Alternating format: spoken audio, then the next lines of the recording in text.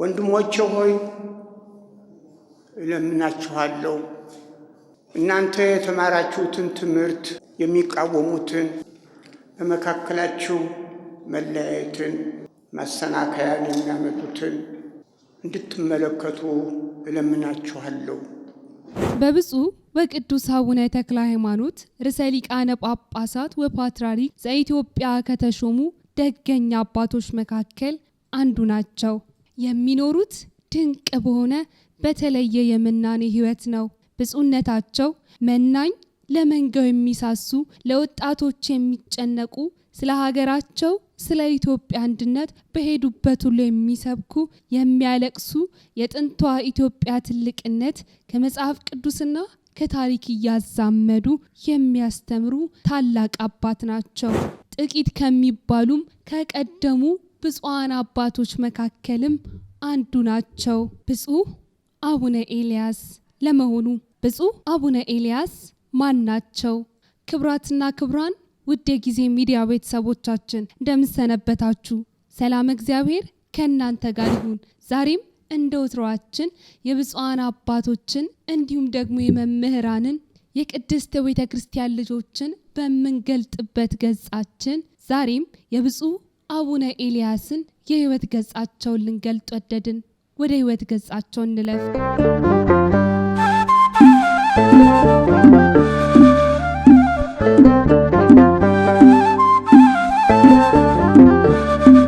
ታላቅ አባት፣ ታላቅ መምህር ናቸው። ከመምህርነታቸውን ባሻገር ለመንጋው እንዲሁም ስለ ሀገር በእጅጉ የሚሳሱ የተለዩ አባት።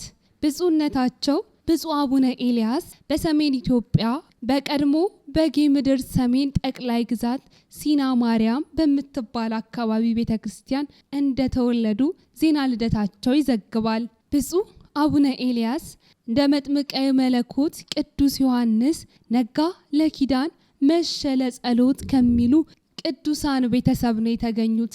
አባታቸው በቅድስና በመንፈሳዊ አገልግሎት ደከመኝ ሰለቸኝ ሳይሉ ሙሉ ጊዜያቸውን ለመንፈሳዊ አገልግሎት ብቻ የተጠቀሙ አባት ስለነበሩ ከካህኑ ዘካርያስ ጋር ተመሳሳይ ሕይወት እንዳላቸውም ይነገርላቸዋል። አባታቸውም መምህር ቄስ ጸጋዬ ይባላሉ።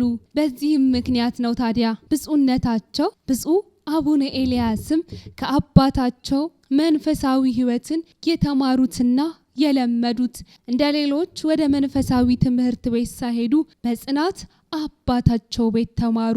አባታችን ብፁዕ አቡነ ኤልያስ በዜማ ቤት፣ በአቋቋም ቤት፣ በቅኔ ቤት፣ በመጽሐፍት ቤት፣ በቅዳሴ ትምህርት ቤት ከልጅነት ጀምሮ የመማር እድል ገጥሟቸው ሁሉን ወስደውት ሁሉን ተምረውታል።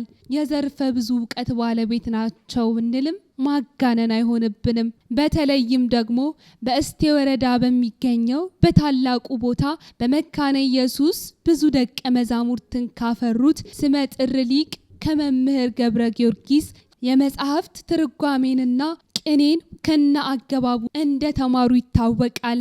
መምህር ገብረ ጊዮርጊስ ከመካነ ኢየሱስ ወደ ርዕሰ አድባራት ወገዳማት አክሱም ጽዮን ሲሄዱ መምህሩን ተከትለው ከሄዱት ደቀ መዛሙርት መካከልም ብፁዕ አቡነ ኤልያስ ቀዳሚና የመጀመሪያው ነበሩ።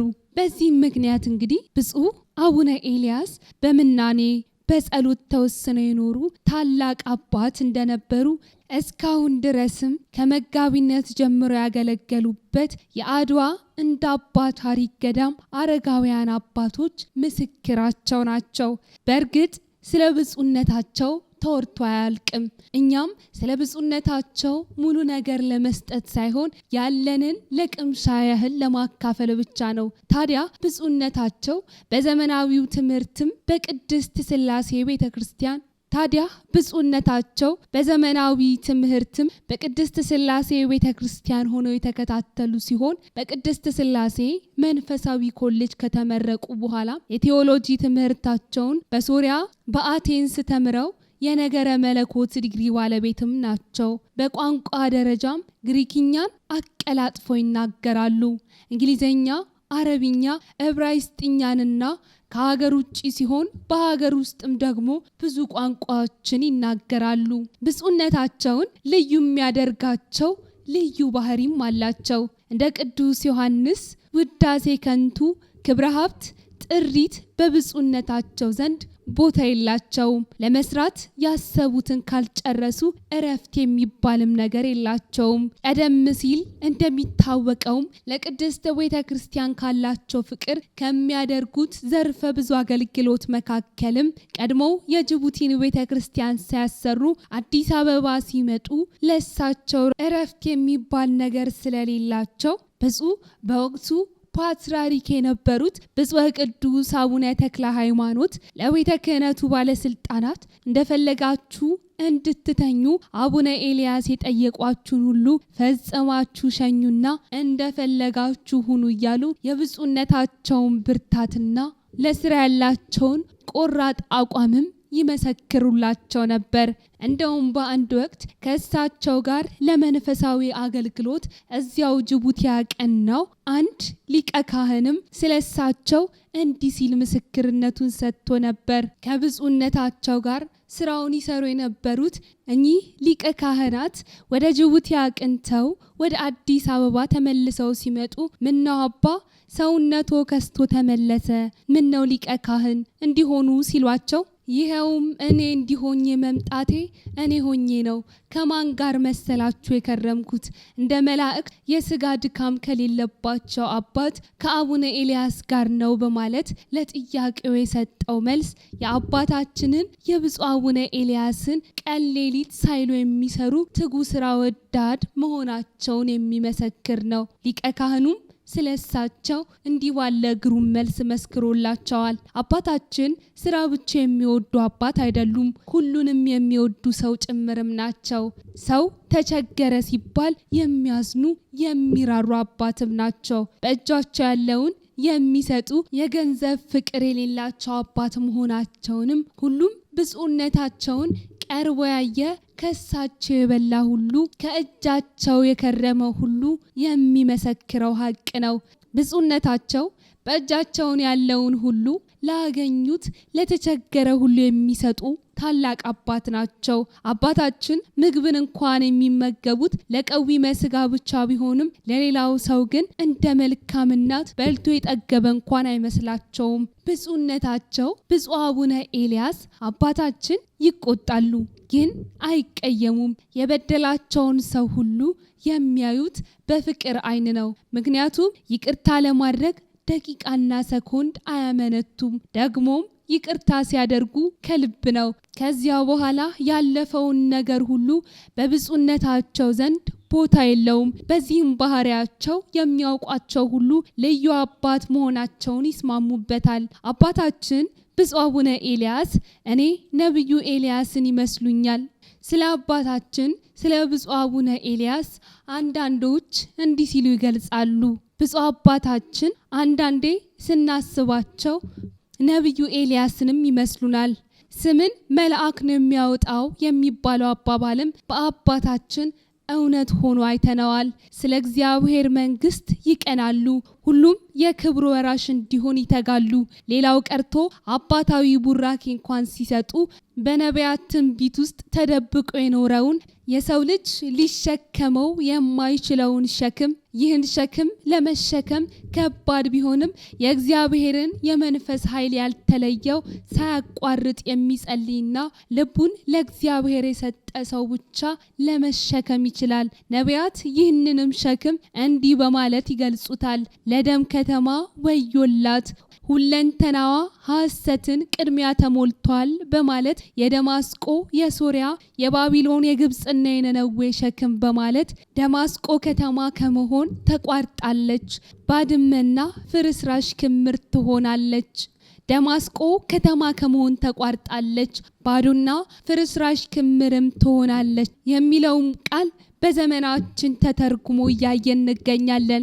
ስለ ሀገር መጨነቅ፣ ስለ ሕዝባችን ወንድም በወንድሙ ላይ ስለመጨከኑ እያየን ሁላችንም በእኛ ደጃፍ እያንኳኳ ጥፋት እያስከተልን እንገኛለን። እሳቸው ግን ብፁዕ አቡነ ኤልያስ ስለ ሀገራችን፣ ስለ ሕዝባችን፣ ስለ ትውልዱ ጸልዩ፣ በሀገር ፍቅር ሰላም እንዲሰፍን ሀገራችን ኢትዮጵያ የታሪክ መሰረቱና ዛሬ ላይ ወደ ኋላ የሄደችው ጥበባተን በፍቅር በአንድነት በእኩልነት የሚያስተዳድር መሪ እግዚአብሔር አምላክ እንዲፈጥር ኢትዮጵያን ከልዩነት አንድነት ከጥላቻ ፍቅርን እንድንይዝ በሄድንበት ሁሉ ብፁዕነታቸው ዕለት ዕለት ምክራቸው ይህ ነው። ታዲያ ብፁዕነታቸው ብፁዕ አቡነ ኤልያስ ያልተነገረላቸው ሐዋርያ ናቸው ቢባሉ ማጋነን አይሆንብንም። ለዚህም ያልንበት ትልቅ ምክንያት አለን። ምክንያቱም ዘርፈ ብዙ